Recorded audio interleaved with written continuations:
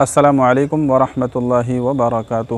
دوستو، گناہ چاہے چھوٹا ہو یا بڑا ہو، اللہ تبارک و تعالیٰ کی پکڑ کا سبب، ذریعہ اور ریزن بنتا ہے۔ اس لیے کسی بھی چھوٹے گناہ کو چھوٹا نہیں سمجھنا چاہیے اور جہاں تک ہو سکے اس سے بچنے کی کوشش کرنی چاہیے۔ ٹھیک اسی طریقے سے چھوٹی نیکی کو بھی ہمیں یہ نہیں سمجھنا چاہیے کہ یہ تو بہت چھوٹی نیکی ہے، اس پر ہم کو کیا اجر و انعام ملے گا۔ اگر کوئی بھی چھوٹی نیکی کرنے کا موقع آپ کو ملے تو اس کو ضرور کر ڈالیے، اس لیے کہ اللہ تبارک و تعالیٰ کی رحمت تو بندے کو معاف کرنے کے لیے بہانہ ڈھونڈتی ہے، اور چھوٹی نیکیوں اور بھلائیوں کے کاموں پر اللہ تبارک و تعالیٰ بندے کی مغفرت اور بخشش کے فیصلے فرما دیا کرتا ہے۔ اسی طریقے سے کوئی چھوٹے سے چھوٹا گناہ کہ جس کو ہم بہت چھوٹا سمجھ رہے تھے، لیکن اللہ تبارک و تعالیٰ کی نظر میں وہ بہت بھاری اور وزنی ہوتا ہے، اور بعض مرتبہ وہی ہماری پکڑ اور ہماری سزا کا ذریعہ بن جاتا ہے۔ اس لیے کبھی بھی کسی چھوٹے گناہ کو یا چھوٹی نیکی کو چھوٹا نہیں سمجھنا چاہیے، اور اس سے بچنے کی کوشش کرنی چاہیے، اور نیکی کا موقع ملے تو اس کو کرنے کی کوشش کرنی چاہیے۔ اسی طریقے سے اس دنیا کے اندر ہم جو بھی گناہ کرتے ہیں، جو بھی ہم سے گناہ ہوتے ہیں، تو اللہ تبارک و تعالیٰ آخرت کے اندر تو ان کی سزا دے گا ہی، قیامت میں اور آخرت میں تو ان کی سزا ملے گی ہی، لیکن اگر اللہ تبارک و تعالیٰ چاہے تو اس دنیا کے اندر بھی ہمیں ان گناہوں کی سزا دے سکتا ہے۔ تو بہرحال گناہوں کی سزا آخرت میں تو ملے گی ہی، لیکن اگر اللہ چاہے تو اس دنیا کے اندر بھی سزا دے سکتا ہے۔ لیکن خاص طور سے 3 گناہ ایسے ہیں کہ اللہ تبارک و تعالیٰ آخرت میں اور قیامت میں تو ان کی سزا دے گا، وہ تو ملنی ہے، لیکن قیامت سے پہلے، آخرت سے پہلے اللہ تبارک و تعالیٰ اس دنیا کے اندر بھی مرنے سے پہلے بندے کو ان گناہوں کی سزا دیتا ہے، ان گناہوں کی سزا ملتی ہے۔ وہ کون سے ایسے 3 گناہ ہیں؟ سب سے پہلا گناہ ہے کسی پر ناحق ظلم و زیادتی کرنا۔ آپ نے کسی کو غریب سمجھا، آپ نے کسی کو کمزور سمجھا، اپنے سے کمتر سمجھا، اور آپ نے اس پر ناحق ظلم و زیادتی کی، اس کو آپ نے ستایا، اس کو آپ نے مارا پیٹا، اس کے مال کو آپ نے لوٹ لیا، اس کے مال کو آپ نے ہڑپ لیا، اس کی زمین دبا لی، اس کی دکان دبا لی، یا کوئی اور ایسا کام کہ آپ نے اس سے روپیہ پیسہ ادھار لیا لیکن پھر بعد میں اس کا لوٹایا ہی نہیں، اس کو کمزور اور غریب سمجھ کر، یا کوئی اور ظلم و زیادتی آپ نے اس کے ساتھ کی کہ جس سے اس کے دل کو تکلیف پہنچی، اس کو پریشانی ہوئی، اس کو اذیت ہوئی، اور اس کا دل آپ نے دکھایا، یعنی ناحق آپ نے اس پر ظلم و زیادتی کی، تو پھر یقین جانیے کہ یہ ایک ایسا خطرناک گناہ ہے کہ آخرت میں تو اس کی سزا ملے گی، لیکن اس سے پہلے اللہ تبارک و تعالیٰ اس دنیا کے اندر بھی اس گناہ کی سزا بندے کو ضرور دیتا ہے۔ اسی طریقے سے دوسرا گناہ ہے والدین کی نافرمانی کرنا، اپنے پیرنٹس کی، اپنے ماں باپ کی نافرمانی کرنا،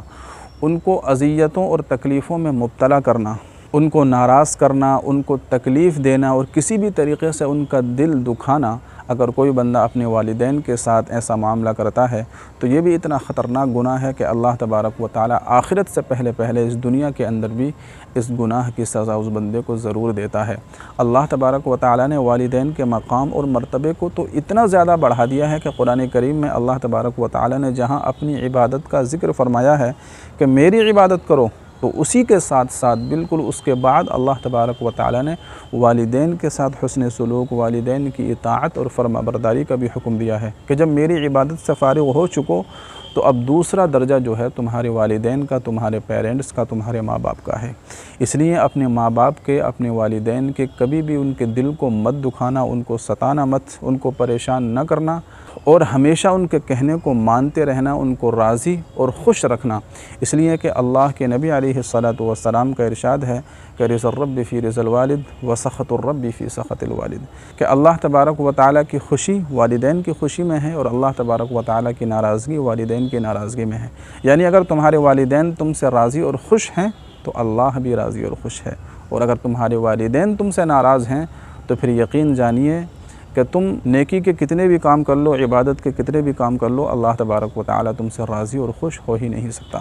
اس لیے اپنے والدین کو ہمیشہ راضی رکھیے، خوش رکھیے، اور ہمیشہ ان کے ساتھ حسن سلوک کا معاملہ کرتے رہیے۔ اور تیسرا گناہ کہ جس کی سزا آخرت سے پہلے اس دنیا کے اندر بھی ملتی ہے، وہ ہے احسان فراموشی، یعنی کسی نے آپ کے ساتھ بھلائی کا، نیکی کا معاملہ کیا، حسن سلوک کیا، کسی نے آپ کے ساتھ احسان کا معاملہ کیا، پھر آپ نے اسی کو کنارے لگا دیا، آپ نے اسی کو بھلا دیا، اور پھر آپ اسی کے ساتھ زبان درازی کے ساتھ پیش آنے لگے، آپ اسی سے لڑائی اور جھگڑے کرنے لگے، آپ اس کے راستے میں کانٹے اور روڑے اٹکانے لگے کہ جس نے آپ کو چلنا سکھایا، جس نے آپ کے ساتھ نیکی اور بھلائی کا معاملہ کیا اور جو ہمیشہ آپ کا محسن بنا رہا، آپ کے ساتھ ہمیشہ حسن سلوک کا معاملہ کرتا رہا، ایسے ہی شخص کو آپ کنارے لگانے لگے، لوگوں کے ساتھ اس کے متعلق غلط باتیں آپ کرنے لگے۔ تو ایسا نہیں کرنا چاہیے۔ جس نے بھی آپ کے ساتھ احسان کیا ہے اس کے احسان کو کبھی بھی مت بھولیے اور ہمیشہ اس کو یاد رکھیے اور اس کے ساتھ بھلائی کا اور نیکی کا معاملہ کرتے رہیے۔ اگر ایسا نہیں کیا